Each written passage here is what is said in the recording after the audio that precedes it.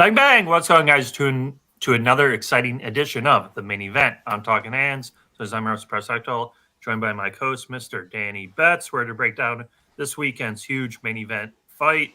Jaime Munguia taking on John Ryder. Before we get into that fight, we like to recap the fights that were. And really, we were off last week, so we can go all the way back to basically our favorite fighter, Beterbiev, got the job done.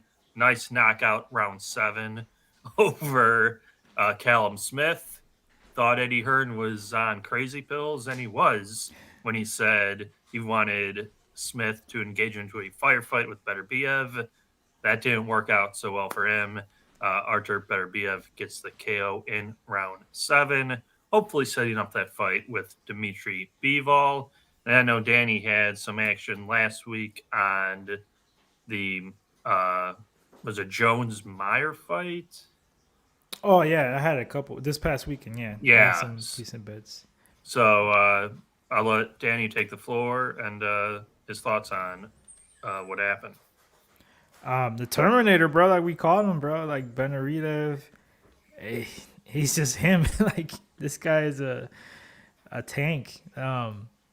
You know that saying they say don't bring a knife to a gunfight. That's exactly what Smith did. Yeah. Like I mean, I knew he was outgunned. I was saying it like he doesn't have that much power. And I know one specific, like one guy on the comments or whatever saying that you're crazy. He's got more power than Yard, and I'm like, he don't even got more power than Yard. Yard hits way more harder than him. Yeah.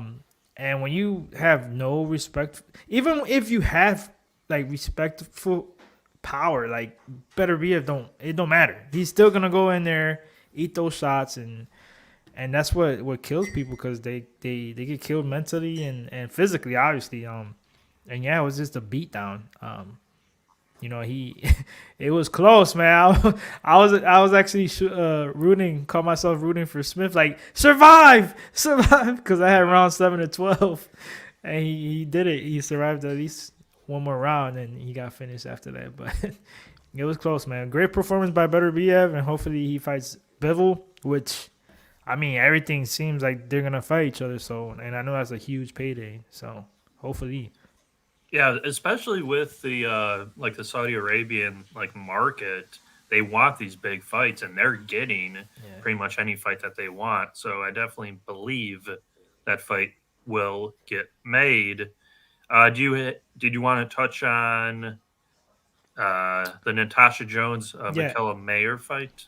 Yeah, it was a good card for me betting wise. The Mayer and Jonas fight actually was way better than I thought, man. It was a pretty good scrap. And I'm pretty good at not being biased or anything like that. I thought Mayer won that fight. I think she got robbed. I thought she won 6 rounds clearly. Even maybe 7. She was pushing the whole fight, bigger shots. And I mean, that's what happens when you go to, people's hometowns or whatever. You have a chance of getting robbed, but they definitely got to run it back. It was a good scrap. And yeah, the undercard too. Well, the co-main kind of sucked, even though I cast on the underdog. But Jeffers, he's a nice looking prospect coming up in the UK. He won by decision, so keep an eye on him in the UK scene. I don't know about over here with the top dogs, but salute to Andrew G. He said John Ryder might upset Munguia. Oh, we'll get into that pretty soon. Yeah, and look at him. Yeah, great fight. Oh. Hey, your boy. Yeah, shout Mario Barrios 420, smoking like good tonight. Let's go. Yeah, it was a robbery, but it was a good fight. And as we know, the female fighters are definitely getting more attention with Serrano. She's going to fight Jake Paul's going to be on the undercard in Puerto Rico, I believe, in March. Mm-hmm. So should be a good one. We can get into the fight that Andrew G's talking about, and really the focal point of the video. We have John Ryder taking on Jaime Munguia. Current odds, as always, our favorite book, mybookie.ag, promo code PUBSPORTS. Get that 50% deposit bonus match credit debit, 100% Bitcoin up to $1,000. Use the Bitcoin. They have Munguia favored at -350, John Ryder +260, Round prop is 10.5 rounds. Juice to the over, minus 220. Munguia KO plus 230. Munguia decision plus 110. Ryder decision plus 550. Danny, initial thoughts on what I believe should be a very exciting fight because Munguia, that's how he fights pretty much at all Yeah. times. Yeah, that's right. A lot of people bash on him. And they see all the fights. Obviously, what is he like 42 or whatever fights and wins, um, and he hasn't been tested or like that. Besides his last fight too, he has a couple guys in his resume, but people don't know about. Um, but yeah, he one thing you can't talk about is his fights are always like awesome because he don't give a shit about defense. He's Yeah. in there brawl, true Mexican, but not your typical like just straightforward pressure. He'll go in there swinging bombs, and he likes getting hit, I guess, because he has no defense. That last fight, because if you haven't seen it against Derevchenko, that was a great fight. One of the best fights that year. It was his best test, in my opinion, because Derevchenko's been there with Triple G and other guys, never been knocked out. And some people thought Munguia lost. It was super close, and he came out clutch because if you remember that fight, Munguia knocked him down in the last round. Like I thought that's what won him the fight. Honestly, that was me. I thought he won the fight by 1 round, 1 point basically. But that's how close it was. It was a great fight. And we know that last fight with Canelo and Ryder, man. I was so pissed. I still don't understand how Ryder made it to the last, to the bell. Yeah.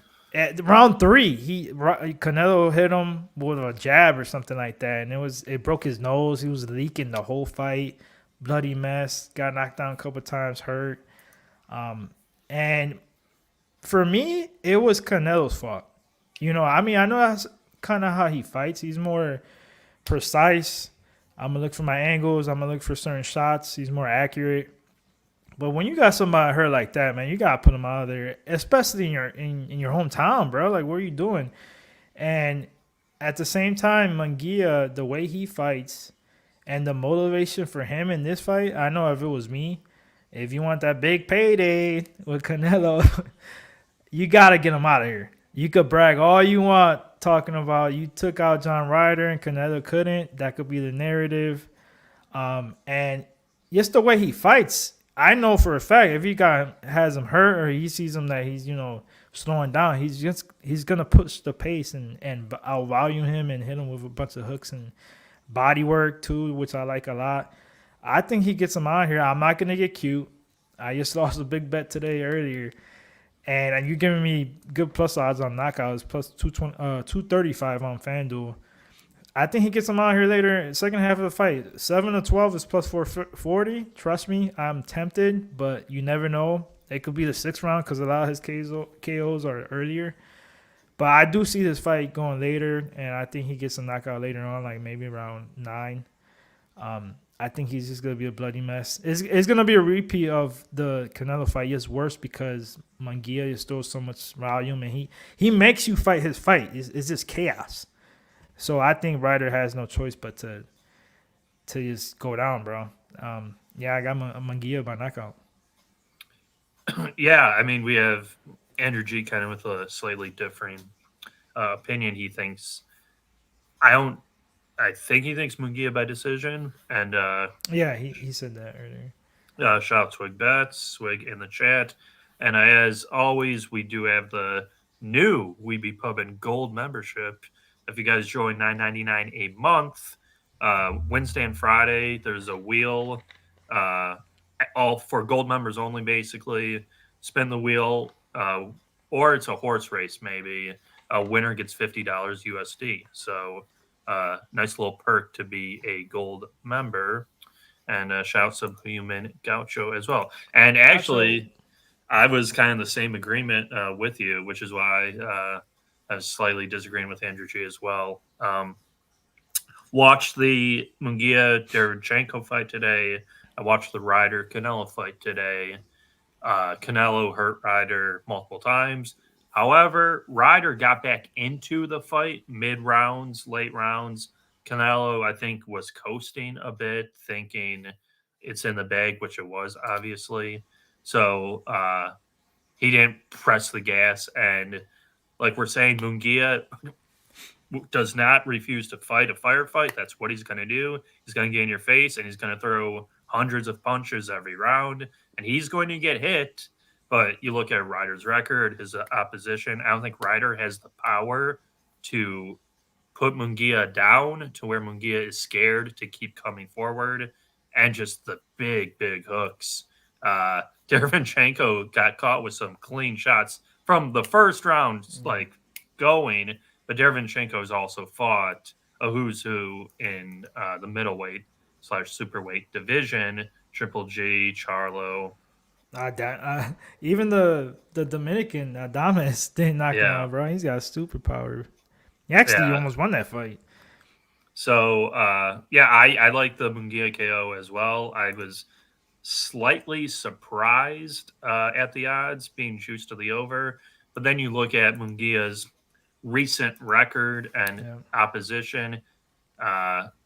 He when he steps up, I guess, in class, he doesn't get that KO. But like you were alluding to, if he wants that big money fight, this is the time to do it. And yeah, it's pseudo. I'm not saying it's a hometown fight being in Arizona, but I think he'll have the fan support. It's a hometown fight, bro. Yeah, I think he'll have the fan support as well. So I do like the Munguia KO plus 200 or above. I like it quite a bit. Can go from that to the undercard. I know, Danny, you were mentioning earlier you might like some things for the undercard. What are you looking at on the card? My boy's fighting on the undercard. Oscar Collazo, man, that's my boy, Puerto Rican champion. Dude's a killer. He's in the minimum weight class, the little guys, but those are the best fights. He don't get it twisted though. This kid could punch, bro, and a true Puerto Rican boxer because he loves digging into that body, and that's what makes him so dangerous. That the bookies know though. I got a great price last fight. It was like big plus money for knockout.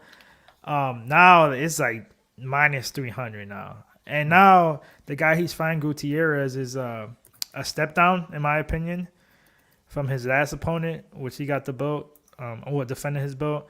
And I think he gets him out of there early. I'm talking about like 4 or 6 rounds.